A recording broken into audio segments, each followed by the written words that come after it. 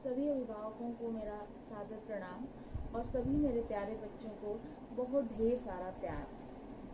जैसा कि आपको पता है कि कोविड-19 के कारण बच्चे हमारे विद्यालय पहुंचने में असमर्थ हैं।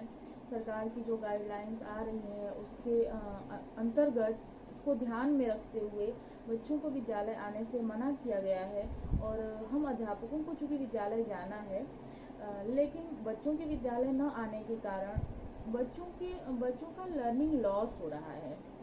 ये एक नया टर्म आया है, लर्निंग लॉस। जैसे कि अगर आपके पास कुछ है ही नहीं, आपके पास कुछ भी नहीं है, हमारे जो बच्चे नए हैं जिन्होंने कुछ नहीं सीखा है, ठीक है, उनका वो कुछ टाइम के बाद वो नए सिरे से सीखेंगे, लेकिन दिक्कत यहाँ आ रही है कि हमारे जो बच्चे अध्ययन के अंतर्गत थे, अध्ययन की प्रक्रिया के अंतर्गत थे, वो घर बैठने के कारण उनके पास जो ज्ञानार्जन वो किए थे, जो ज्ञान उनके पास था, उसका लॉस हो रहा है। यानी जो धरोहर उनके पास थी उसका लॉस हो रहा है।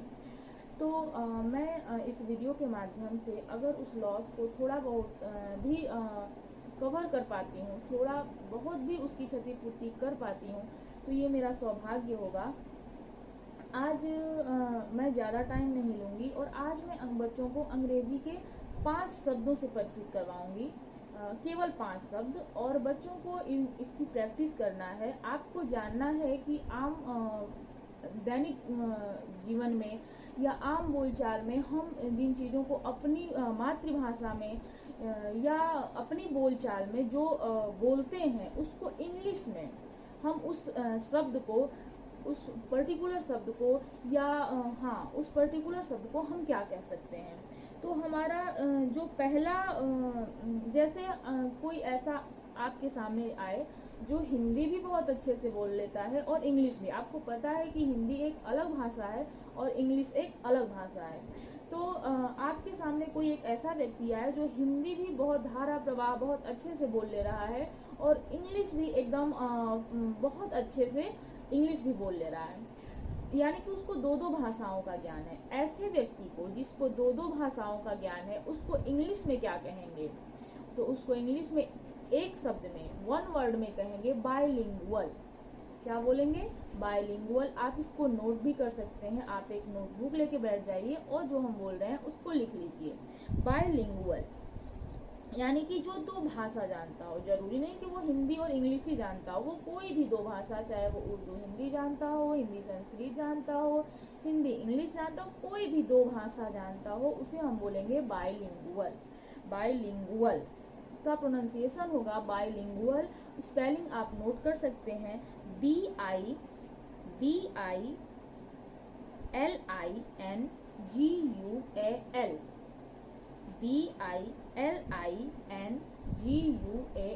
बायलिंगुअल। बायलिंगुअल यानी कि जो दो भाषा जानता हो। जो दो भाषा जानता हो उसको क्या बोलेंगे इंग्लिश में? उसको बोलेंगे बायलिंगुअल। ओके, अब आते हैं अगले शब्द की तरफ। हमारा अगला शब्द है, अगला शब्द जो है वो मतलब किस संदर्भ में उसका प्रयोग किया जाएगा? तो ये है किसी व्यक्ति का जीवन वृतांत जो किसी दूसरे व्यक्ति के द्वारा लिखा गया। जैसे कि हम कोई महापुरुष होता है, जैसे महात्मा गांधी, स्वामी विवेकानंद, चंद्रशेखर आजाद, तमाम जो भी महापुरुष होते हैं, ये कोई खिलाड़ी भी हो सकते हैं, ये कोई गायक भी हो सकते हैं, ये स्वतंत्रता सेनानी भी हो सकते हैं। कोई भी महापुरुष, कोई भी व्यक्ति विशेष के बारे में अगर कोई दूसरा लिखता है, अगर कोई उसके बारे में, उसके जीवन के बारे में अगर वो कुछ जानकारी रखता है या रिसर्च करके दूसरा व्यक्ति जब उसके बारे में लिखता है, तो इसको हम इंग्लिश में वन वर्ड में बोलेंगे बायोग्राफी। बायोग्राफी। और हिंदी में इसका एक वर्ड होता है जीवनी। यानी कि किसी व्यक्ति के बारे में हमने जानकारी इकट्ठा किया, हम उसके बारे में जानते हैं और दूसरे व्यक्ति के बारे में, और दूसरा व्यक्ति जब उसके बारे में कुछ लिखता है तो उसको हम बोलेंगे इंग्लिश में बायोग्राफी। बायोग्राफी। और इसकी स्पेलिंग आप नोट कर लीजिए, BIOGRAPHY। BIO bio GRAPHY, biography. आप इसको अच्छे से याद भी इस टर्म को आप दो टर्म में तोड़ सकते हैं, बायो को अलग, ग्राफी को अलग, और आप दोनों को कंबाइन करके लर्न कर सकते हैं। तो हमारा आज का दो शब्द क्या हुआ, पहला बाइलिंगुअल और दूसरा बायोग्राफी। अब हम आते हैं तीसरे शब्द की तरफ। हमारा तीसरा शब्द है जो हमेशा हुक्म चलाता हो, जो हमेशा हुक्म चलाता हो। जैसे आपके घर में छोटे भाई बहन, बड़े भाई बहन या छोटे भाई बहन, कोई भी, सबका नेचर अलग अलग होता है। तो किसी किसी का नेचर होता है कि वो हमेशा रोब में रहता है, वो हमेशा हुक्म चलाता है। तो उसको हम इंग्लिश में वन वर्ड में बोलेंगे बॉसी। बॉस शब्द आपने सुना होगा, बॉस, वो उसके बॉस हैं, यानी वो उससे सीनियर हैं, वो उसके बॉस हैं, वो उस पे हुक्म चला सकते हैं। तो जिसका नेचर बॉस टाइप का हो उसे बोलेंगे बॉसी, जो हुक्म चलाता हो उसे बोलेंगे बॉसी। तो हमारा तीसरा शब्द हुआ बॉसी। आज का हमारा तीसरा शब्द हुआ बॉसी, और इसकी स्पेलिंग आप नोट कर लीजिए। इसकी स्पेलिंग हुई BOSSY, BOSSY, बॉसी। ओके, अब हम आगे बढ़ते हैं। आज का हमारा चौथा शब्द है, आप शादी में खाना खाने तो जरूर जाते होंगे, मेरे बच्चे तो जरूर जाते हैं। तो आजकल, पहले क्या था, हम चूंकि गांव में रहते हैं, तो पहले हमारे यहाँ कैसे खाना खाया जाता था, शादी में या किसी भी फंक्शन में, तो ऐसे लाइन से जमीन पे बिछा के, कुछ बिछाया, दरी बिछा के और खिलाया जाता था। लेकिन अब शहरों की तरह गांव में भी प्रचलन आ गया है कि अब क्या होता है, अब स्टॉल लगा होता है और वहां खुद से लेके खाना खाया जाता है, ठीक। और हम गांव में उसका प्रोनाउंसिएशन गलत बोलते हैं। हम क्या बोलते हैं, हम बोलते हैं कि बफर सिस्टम है। क्या बोलते हैं, बफर सिस्टम है, जो कि रॉन्ग है। इसका जो राइट प्रोनाउंसिएशन है वो है बफे, बफे, यानी कि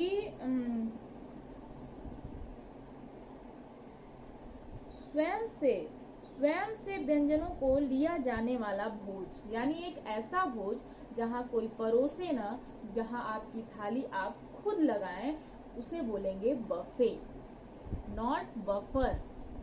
buffer, it's not buffer system, it's buffet. और इसकी स्पेलिंग आप नोट कर सकते हैं, BUFFET,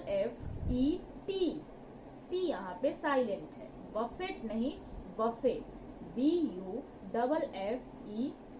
बफे, यानी कि एक ऐसा भोज जहां आप अपनी प्लेट खुद तैयार करते हैं। तो वो उस शब्द को इंग्लिश में बोला जाएगा buffet. Once again, it's not buffer, it's buffet. Okay, तो आज का हमारा चौथा शब्द हुआ बफे। पहला शब्द हमारा था बाइलिंगुअल, दूसरा शब्द हमारा था बायोग्राफी, तीसरा शब्द हमारा था बॉसी, चौथा शब्द हमारा है बफे। और अब हम आते हैं अपने पांचवें और आज के आखिरी शब्द पे। तो हमारा आज का आखिरी शब्द है, आपको किसी ने फूलों का एक गुलदस्ता दिया है गिफ्ट में कभी भी?